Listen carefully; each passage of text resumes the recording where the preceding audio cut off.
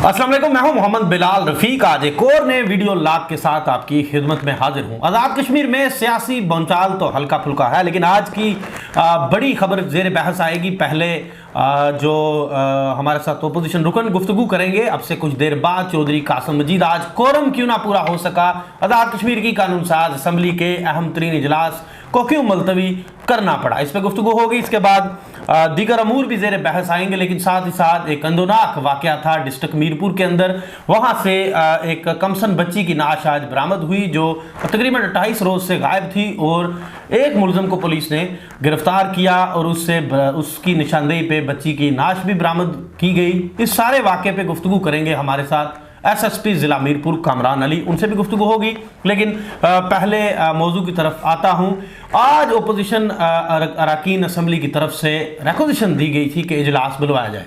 उस इजलास का एजेंडा क्या था, क्यों ओपोजिशन इजलास बुलवाना चाह रही थी।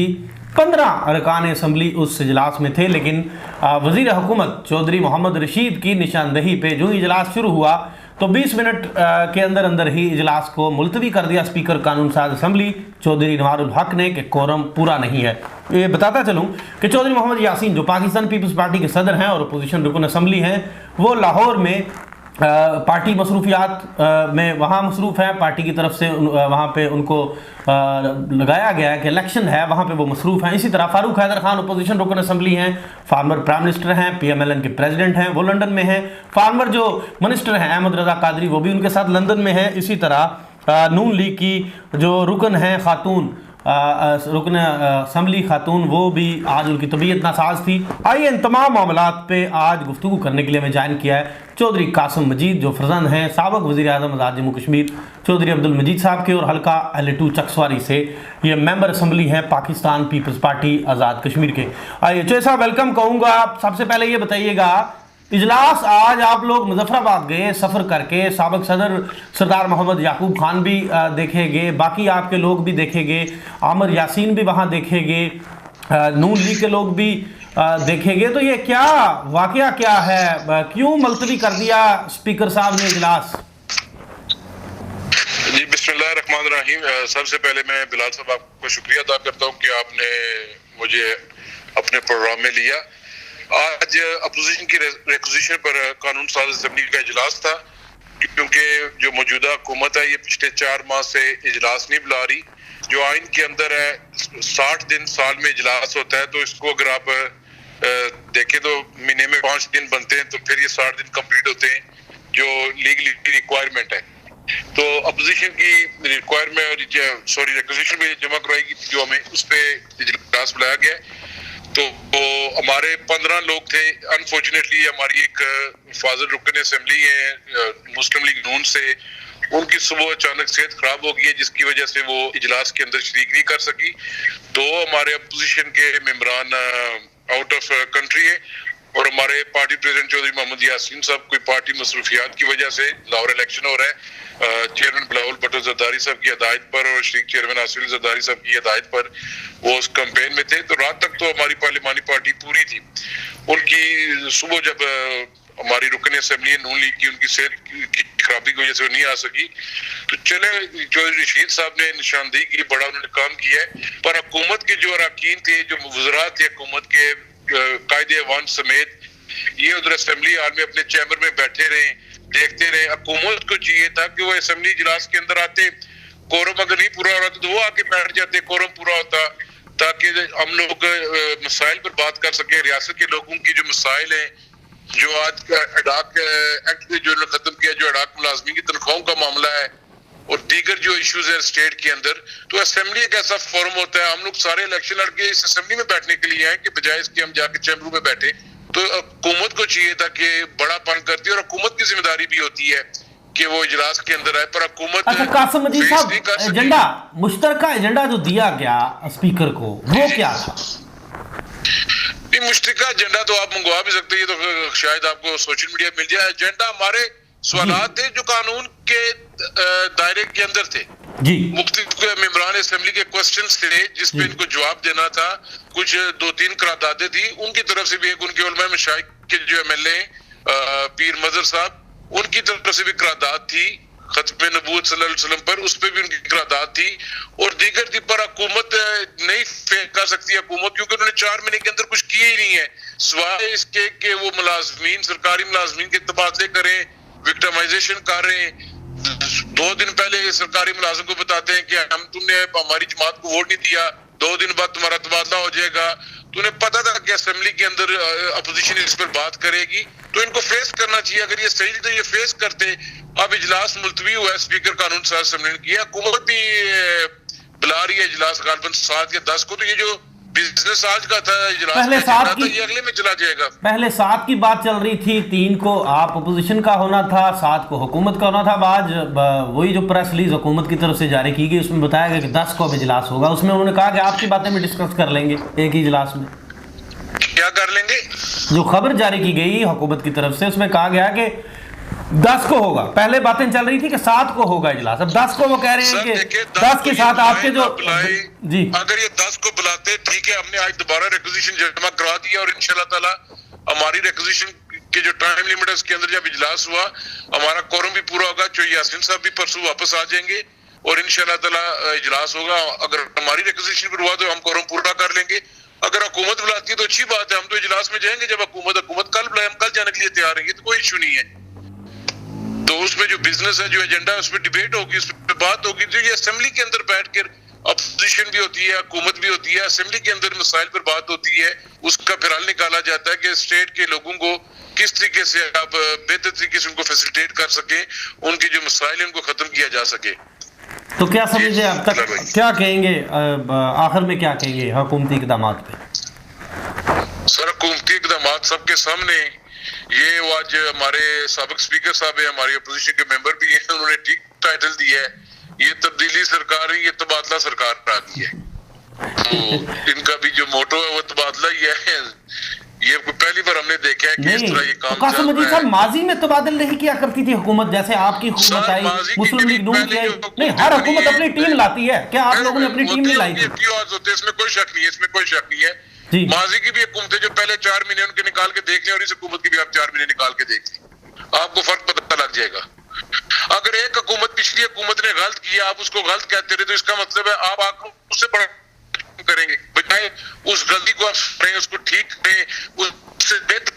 अच्छा, जो अपोजिशन के खदशात हैं हुकूमत, अच्छा मैं पीपल्स पार्टी की बात करता हूँ, कासिम मजीद साहब पीपल्स पार्टी की बात लेता हूँ। आपके जो खदशात हैं बतौर मेंबर असेंबली, आप एक जमात से ताल्लुक रखते हैं, अगर असेंबली फ्लोर पे भी ये बातें ना मानी गई, जो आपके खदशात हैं, इस पे अमल दरामद ना हुआ, तो फिर क्या आप भी सड़कों पे आएंगे? सर देखें बिलाल साहब, हम जमहूरी लोग हैं, पाकिस्तान की पार्टी जमहूरियत पे यकीन रखती है। ये असेंबली सबसे मुकद्दस है वहाँ रियासत का। इस वक्त उसके अंदर अल्लाह ताला ने हमें मौका दिया, दीगर लोगों दिया, हम जा रहे, हम असेंबली के अंदर बात करेंगे, जो पार्लिमानी रवायात है, जो पार्लिमानी तरीकाकार, उसके मुताबिक बात करेंगे। और हम कोई ऐसी गैर पार्लिमानी, गैर कानूनी तो हम कह ही नहीं रहे। ठीक है, अगर हम गैर कानूनी चीज कह रहे, कोई बात कर रहे, तो हुकूमत का स्टाफ मिनिस्ट्री है, पूरी गवर्नमेंट है, लीगल एडवाइजर्स है, पूरी एडमिनिस्ट्रेशन है, लॉ डिपार्टमेंट है, तो वो उसको कहें कि जो फलां बात अपोजिशन करी है, ये फलां जो डिमांड करी है, ये जो क्वेश्चन रेज कर रही है, ये लीगल क्वेश्चन है, इसको ना करें। नहीं होगा, जो ज़ाबित बैठे हुए, पूरा असेंबली सेक्रेटरिएट बैठा हुआ है, जब कोई चीज टेबल होती है तो उसको डिस्कस किया जाता है, डिफरेंट डिपार्टमेंट से पूछा जाता है, जवाब दिया जाता है। फॉर एग्जाम्पल, मेरा जो क्वेश्चन आना था, मेरा क्वेश्चन रठोआ रियाम ब्रिज पे था। ठीक है, क्या रठोआ रियाम ब्रिज के बारे में मैं उधर का असेंबली मेंबर हूँ, क्या मेरा फर्ज नहीं बनता या मेरा राइट नहीं है कि मैं गवर्नमेंट से पूछूं कि आपको 4 महीने हो गए, आपने क्या प्रोग्रेस की है, इसको कहाँ आप लेकर गए? मैं उनसे ये ना पूछूं जो मेरे मुतासिरीन मंगला डैम लोग हैं, उनका आपने क्या, मैं ये ना पूछूं जो मेडिकल कॉलेजेस के अंदर स्टूडेंट्स के साथ जो हो रहा है उनके बारे में हम पूछे, जो स्टेट के अंदर डाक मुलाजमीन जिनको वहां से तनख्वाह नहीं मिल रही उनके बारे में ना पूछे, क्या जो ट्रांसफर पॉलिसी को ये फॉलो कर रहे हैं? इन्होंने ट्रांसफर पर पाबंदी लगाई है गारबन 23 या 24 तारीख को, बैक डेटों में आज भी ट्रांसफर जारी है, लोग जा रहे हैं। कुछ उम्मीद हम करते हैं, अल्लाह करे कि जिस तरह आज एक दो उनके वज़रा ने कहा है कि जी इसको हम रिव्यू कर रहे हैं और ऐसी बात नहीं होगी, अल्लाह करे वो उस पर कायम रहे।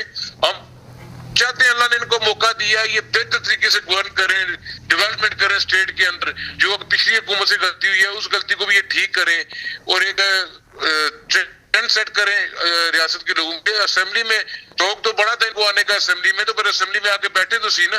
अब हुकूमत में ये तो पहली बार हुआ कि हुकूमत भाग रही है अपोजिशन से।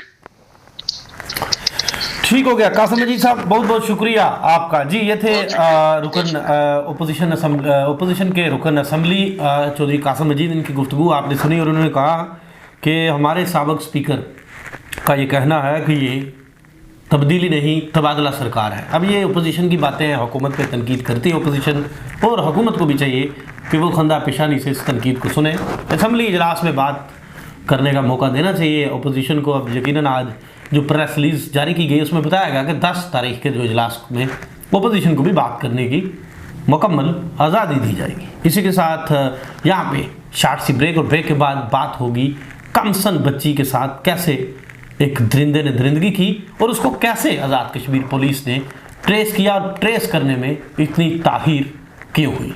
ओपिनियन HD की वीडियोस देखने के लिए हमारा चैनल सब्सक्राइब कीजिए और पेज को भी लाइक कीजिए ताकि आप हमारी आने वाली तमाम वीडियोस से बाखबर रह सकें। Welcome back. बड़ा अंदोनाक एक वाक़या पेश आया। तकरीबन 28 रोज़ से एक वाक़या था कि मीरपुर का जो डिस्ट्रिक्ट मीरपुर है उसकी तहसील डडियाल से एक कमसन बच्ची थी, वो पुरस्रार तौर पर गायब थी। लेकिन आज पुलिस है जो डिस्ट्रिक्ट मीरपुर की और मीरपुर डिवीज़न के DIG चौधरी सुजात हुसैन और SSP ज़िला मीरपुर ने कामरान अली साहब ने मुश्तरका प्रेस कॉन्फ्रेंस में ये बता दिया है कि बच्ची का मर्डर हुआ और उस कमसन बच्ची को उसकी नाश भी बरामद कर ली गई, साथ ही साथ मुलज़म भी गिरफ्तार हो गया। तो ये ऐसा एक वाक़या है जिसने आज़ाद कश्मीर भर के अवाम को हिला के रख दिया, चूँकि आज़ाद कश्मीर में अमूमी तौर पर ऐसे वाक़यात नहीं हुआ करते थे। आइए इस वक्त हमें ज्वाइन किया SSP ज़िला मीरपुर कामरान अली साहब ने। उनसे जानते हैं कि उन्होंने कैसे इस मुलज़म को ट्रेस किया और किन किन मराहल से गुजरना पड़ा पुलिस को, और इतने दिन क्यों लग गए इस वाक़े तक पहुंचने में। जी वेलकम कहूँगा SSP साहब। ये बड़ा अहम वाक़या था, सोशल मीडिया हो, इलेक्ट्रॉनिक मीडिया हो, प्रिंट मीडिया हो, हर जगह यही धूम थी कि बच्ची गायब है। पुलिस आप भी गए, ये खबरें देखने को मिली, DIG साहब भी गए, तो ये क्या मामला वाक़या है और इतनी देर क्यों लग गई इस वाक़े को ट्रेस करने में? Thank you very much.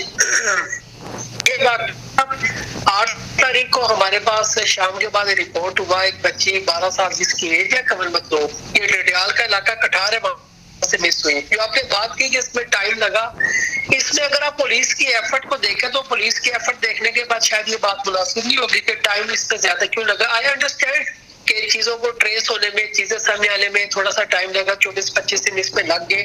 लेकिन पुलिस ने अपने जितने रिसोर्सेज है, चाहे वो टेक्निकल साइड है, चाहे वो इंफॉर्मेशन टेक्नोलॉजी है, चाहे वो आपकी ह्यूमन इंटेलिजेंस है, या आपका एक ट्रेडिशनल जो पुलिस वर्किंग है, वो सारे के सारे जो रिसोर्सेज है वो फुली हमने इसमें अप्लाई किए। और मैं खुद भी बतौर SSP और DI साहब भी, हम कोई 8-9 दफा हमको डडियाल गए हैं, सारी तफ्तीश को मॉनिटर कर रहे हैं। हमारी पूरी टीम वहाँ पे मौजूद थी जिन्होंने दिन रात इस पे काम किया। हजारों की तादाद में जियो फेंसिंग के जरिए मोबाइल नंबर्स को देखा गया, उस सारे इलाके के कॉल डेटा का रिकॉर्ड को चेक किया गया, मशकूक अफराद के इंटरव्यूज किए गए। तो फाइनली हम इस पोजीशन में पहुंचे कि हम एक मुजरम, एक मुलज़म तक हम पहुंचे हैं, जिसने कल उसने फिर अल्टीमेटली पुलिस के सामने ये सारा इंकशाफ किया उसकी निशानदेही पे। हम काफी लेट एट नाइट को हमने जाके वहां से इस डेड बॉडी को, इस बच्ची की, जिस मासूम बच्ची को इसने अपनी बेईमाना दरिंदगी का निशाना बनाने के बाद इससे ये सारा वाकया किया, हमने उसकी डेड बॉडी को वहां से जाके रिकवर किया। तो इसमें पुलिस ने तमाम पहलुओं से तफ्तीश को किया और इस चीज को बहुत ज्यादा कोशिश की कि हम कोई ऐसा कदम ना उठाएं कि जिसकी वजह जो भी शफाक मुलज़म इसमें है वो कहीं स्लिप हो सके। तो बंदा तो हमने इसको अपने रडार में हम इसको ले आए थे। हम बड़ी हद तक आज से 4 दिन पहले कन्विंस थे कि he can be the prime suspect, he can be the main suspect. तो हमें थोड़ा इसको ट्रैप करने में, इसको पकड़ने में, इसको लाने में, फिर इसको इन्वेस्टिगेशन के बाद इससे ये सारी चीजें उगलवाने में हमें थोड़ा सा इसमें टाइम लगा, क्योंकि ये एक बिल्कुल ब्लाइंड वाकया था। इसमें बच्ची के पास चूंकि कोई मोबाइल नहीं था, ये लड़का जो खुद भी मोबाइल ज्यादा यूज नहीं कर रहा था, लेकिन मैं ये फख्र से कह सकता हूं कि मेरी पुलिस ने इससे बड़ी एफर्ट किया, बड़ा इन्होंने काम किया है और तमाम जो तफ्तीश के पहलू है उसको सामने रखते हुए हमने इस वाक़े को हमने ट्रेस किया है। अच्छा एसएसपी साहब, इसको इन्वेस्टिगेट किया होगा आपने भी, आपकी टीम ने भी, कहीं इसका ट्रैक रिकॉर्ड पहले भी क्रिमिनल नहीं था या पहला वाकया किया, ऐसी कोई तफ्तीश में कोई चीज सामने आई? हम इसका अभी जो फैसलाबाद पुलिस है, जो इसका लोकल डिस्ट्रिक्ट है, वहां से भी इसका सारा रिकॉर्ड इकट्ठा कर रहे हैं। बज़ाहिर इसकी छोटी मोटी इसकी हरकतें, छोटी मोटी इसकी हल्की हल्की कोई मोटरसाइकिल चोरी के छोटा मोटा कोई रिक्शे का इशू था, उसकी हद तक तो इसका रहा, लेकिन जो बाकी ये जिस तरह का ये एक क्राइम अगेंस्ट ह्यूमैनिटी है, इस तरह का कोई रिकॉर्ड अभी हमारे सामने नहीं आया। मैंने वज़ारत खुद भी डीआई साहब ने कल इसको बहुत लंबी हमने इससे इंटेरोगेशन की, जिसके बाद ये सारी चीजें इससे ये सारी ओपन इसने केस ने सारा ये इंकशाफ किया है और ये चीज को सामने लेके, तो अभी तक तो इसका कोई ऐसा फर्दर रिकॉर्ड हमारे सामने कोई चीज नहीं आई, लेकिन हम डेफिनेटली जो इसका लोकल पुलिस स्टेशन है हम वहां से भी इसका सारा रिकॉर्ड लेंगे और यहाँ से भी अभी ज़ाहिर है कि ये this is very start up the investigation, तो with the passage of time we will definitely interrogating properly और हम इंशाल्लाह इसकी अगर कोई और भी ऐसी कोई एक्टिविटी कोई ऐसी चीज होगी तो हम उसको डेफिनेटली सामने लेके आएंगे। अच्छा एसएसपी साहब, ये भी बताइएगा कि ये अब इन्वेस्टिगेशन इसकी स्टार्ट हो गई है, बॉडी रिकवर हो गई, मुलज़िम ने इतराफ़ भी कर लिया कि ये वाक़या उसने किया है, अब इस मामले के चालान को हतमी होने तक यानी कोर्ट तक जाने में कितना वक्त दरकार होगा? हमारी चूंकि एक इंतहाई हाई प्रोफाइल एक केस है जिसको सोशल मीडिया पे नेशनल और इंटरनेशनल भी अच्छी खासी इसको हाइप मिली और हर तरफ से चीजों को देखा जा रहा था, हम पे भी जाहिर है हर तरफ से पब्लिक का भी और ऑफिसर्स का भी, अवाम का भी, फैमिली का भी, हर एक की तरफ से अपने भी प्रेशर, अब इसको बड़ा क्लोजली सारी चीजों को देख रहे हैं, तो डेफिनेटली हमारी कोशिश होगी जो टाइम फ्रेम है उसके अंदर ही हम बहुत जल्दी इसका चालान भी तैयार करें और हम इसको इस तरह से इसका चालान तैयार करें साइंटिफिक बुनियादों पे और सारे जो एविडेंसेस हमको कलेक्ट करके सारी चीजों को आपस में कोऑपरेट करके, ताकि ये अपनी सजा से किसी सूरत में ना बच सके और मैक्सिमम जो उसकी पनिशमेंट है वो उसको मिल सके। अच्छा, तो ये बताइएगा कितनी टीम के कितने लोग इस सारे ऑपरेशन में इन्वॉल्व रहे? आप थे, डीआईजी थे और आपके बाकी कितने लोग और कितने रोज की ये मेहनत है? ये मेहनत तो if I am very honest to you, I tell you very honestly कि ये पहले दिन से ही ये मेहनत बहुत ज्यादा स्टार्ट हो गई और इसमें मैंने जैसे आपसे अर्ज की कि मैं खुद 9 दफा डडियाल और कठार में गया हूँ मौके पे। डडियाल में सारी रात भी हमने बैठ के तफ्तीश की है, डीआई साहब भी 8-9 दफा गए हैं, मेरी टीम में वहाँ जो लोकल डीएसपी है अंसर, उसके अलावा जो इंस्पेक्टर नसीर है, इमरान कासिम है, उसके अलावा जो एसएचओ है अमार, उसके साथ मेहताब है, फिर हमारे जियो फेंसिंग की टीम है, फिर हमारे थाने का जो लोकल स्टाफ है, हर बंदे ने इसमें कंट्रीब्यूट किया है। मैं अगर ये कहूँ कि कोई बंदा भी डडियाल से स्पेशली और इवन इधर मीरपुर सिटी से भी कोई बंदा इस इन्वेस्टिगेशन में इन्वॉल्व नहीं था तो ये मेरे ख्याल में ज्यादती होगी। हर एक ने बहुत ज्यादा कोशिश की है और जो बात है कि हम बताते खुद भी डीआई साहब भी कल इवन हम लोग दोपहर कुछ 3-4 बजे स्टार्ट हुए और आज सुबह हम जब वापस मीरपुर पहुंचे हैं तो सुबह के 6 बज रहे थे। तो कंटिन्यूसली हम इस इन्वेस्टिगेशन को खुद भी देखते रहे हैं, खुद मॉनिटर करते रहे हैं, हमारी टीम इस पे काम करती है। तो this is basically a team effort. इस तरह हमारे आईजी साहब वो भी कंटिन्यूसली सारे केस को मॉनिटर करते रहे हैं, बार बार हमसे रिपोर्ट्स लेते रहे, पूछते रहे। हमारी जो पॉलिटिकल गवर्नमेंट है वहां से भी हमसे बार बार पूछा जाता था। तो everybody was very much concern about the safe recovery of that innocent child which unfortunately she just couldn't survive, क्योंकि ये अगवा करने के बाद या वहां से उसके घर से आने के बाद ये पहले 20 से 25 मिनट के अंदर ही चूंकि ये इंसिडेंट हो गया था तो वो तो शायद हमारे लिए फिर पॉसिबल नहीं था, क्योंकि हमें तो रिपोर्ट ही पहले दिन रात को 8-9 बजे के करीब हुआ। लेकिन बाकी जो उसको ट्रेस करना, उसके कातिल को सामने लेके आना, असल हकाइक को सामने लेके आना, definitely it is very painful for everybody, for all the citizens of Mirpur, for all the citizens of Kashmir. It is a painful incident. लेकिन जो हमारा काम था कि हम सारे जो असल हकाइक उनको सामने लेके आए, तो वो मैं कह सकता हूँ कि we are satisfied in that sense कि हमने वो सारे हकाइक हम सामने लेके आए हैं। बहुत बहुत शुक्रिया कमरान अली साहब, आपने वक्त दिया और गुफ्तगू की।